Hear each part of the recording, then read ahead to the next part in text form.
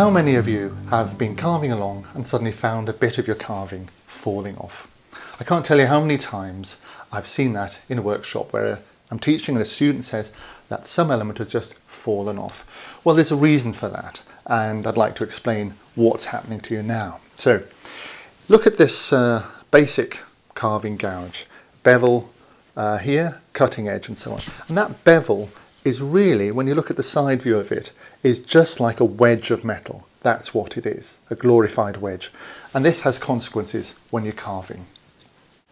Look at what happens when this carving tool is pushed into this piece of wood. You can see that the pressure of the wedge effect pushes the wood on either side. It splits the wood.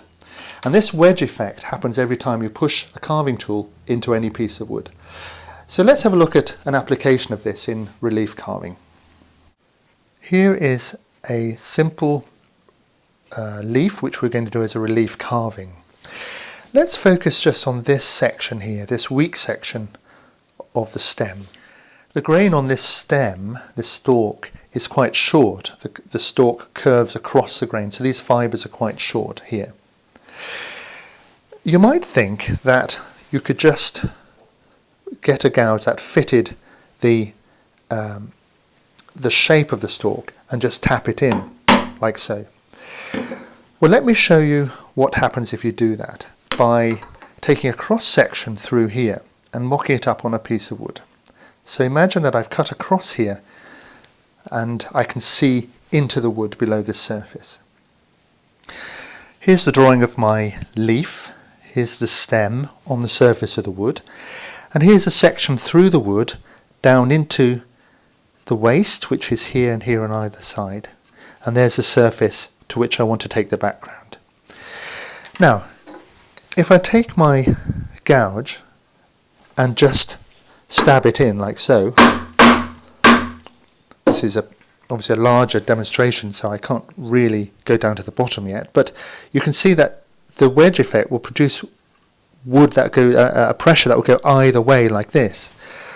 If I do it now on the other side, then what happens is that this double pressure here will loosen this bit of the carving. This stem, which I want to keep, is very likely to be fractured across here and break away later. You might not notice it, but it's fractured and will just fall off later on. But there is another way of dealing with this, and that's called lining in. So let's look at that. This way is to put a V-gouge on the outside like so. You put a V-gouge across just to the waist of the line, and this is called lining in. Here I am back at the cross section. This is the piece of wood, the stem that I want to keep.